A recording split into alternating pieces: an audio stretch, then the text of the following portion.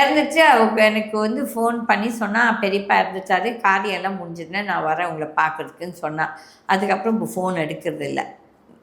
ஃபோனும் எடுக்கிறதில்ல. She doesn't call back.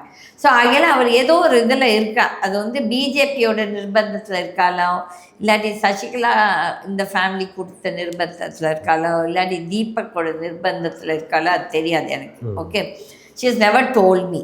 Okay, but ஏதோ பேசணும்னு சொல்லுவாள். பட் வந்து இங்கேருந்து என்னால் பேச முடியாது ஆண்டின்னு சொல்லுவாள். ஸோ அகையால் இதெல்லாம் வந்தது. பட் அன்றைக்கி அந்த பொண்ணு ரீனா வந்து அவங்க ஜெயலலிதா ஆத்மா என்ன சொல்லி, கீதாவை தான் அவளை காப்பாற்ற முடியும், அவளை கூப்பிட்டுட்டு வர சொல்லுன்னா நம்ம யாருக்குமே அவள் அட்ரஸ் தெரியாது. ஓகே, ஸோ இப்போ கூப்பிட்டுட்டு வர்றதுக்கு அது வந்து we have to do a lot of துப்பறியும் வேலையெல்லாம் பண்ணணும். இப்போதைக்கு என்னை பொறுத்த வரையும் வந்துட்டு நான் இருக்கிற சூழ்நிலையில் என்னால் இப்போ அதெல்லாம் பண்ண முடியாது. But I feel sorry for that girl. அவள் வந்து என்றைக்கும் எங்கள் அம்மா சொத்து வேணும் எல்லாம் கேட்டதில்லை.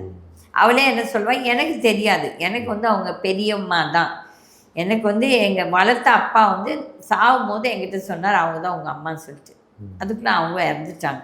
ஸோ அதில் எனக்கு வந்து யார்கிட்டையும் அந்த உண்மை கேட்க முடியாது. She cave her blood for DNA test. But unfortunately அந்த டிஎன்ஏ டெஸ்ட் பண்ண முடியல.